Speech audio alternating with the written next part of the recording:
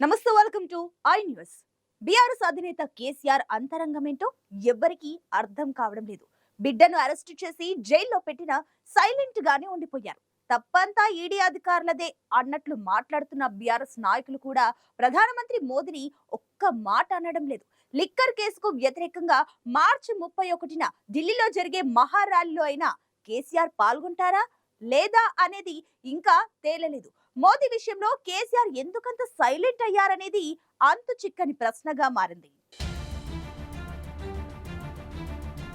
Liquor స్కామ్లో విపక్ష నేతల అరెస్టుకు నిరసనగా మార్చి 31న ఢిల్లీలో మహారాలీ నిర్వహించాలని ఇండియా కూటమి పక్షాలు నిర్ణయించాయి.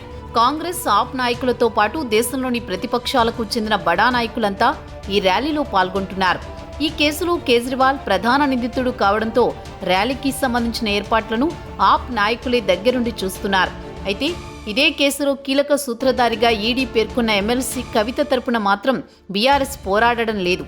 అరెస్ట్ అయిన తెల్లారి నామమాత్రపు నిరసనలతో సరిపెట్టారు. కనీసం ఓ బంధుకు కూడా పిలుపునివ్వలేదు. కేసీఆర్ అయితే అసలు నోరే మెదపలేదు.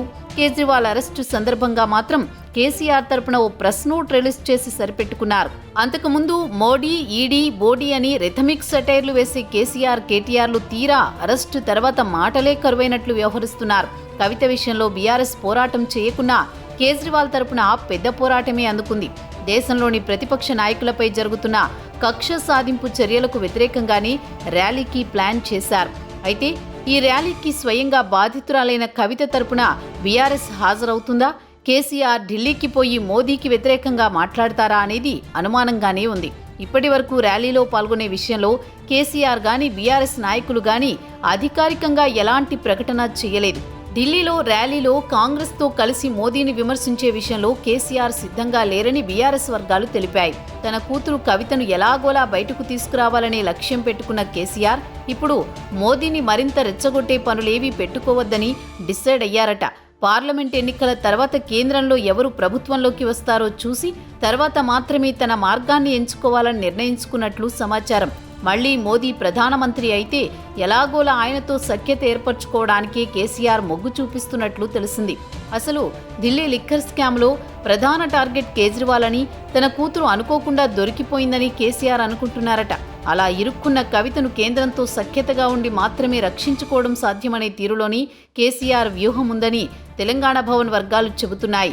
నిజానికి పార్లమెంట్ ఎన్నికల్లోనే బీజేపీతో పొత్తు పెట్టుకోవాలని కేసీఆర్ భావించారు. బీజేపీ అడిగినన్ని సీట్లు ఇవ్వడానికి కూడా సిద్ధపడ్డారు.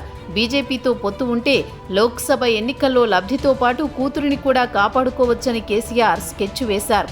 అయితే బీజేపీ ఒంటరి పోరుకే మొగ్గు చూపింది. చేసేదేమీ లేక బీఆర్ఎస్ కూడా ఆశలు చాలించుకుంది.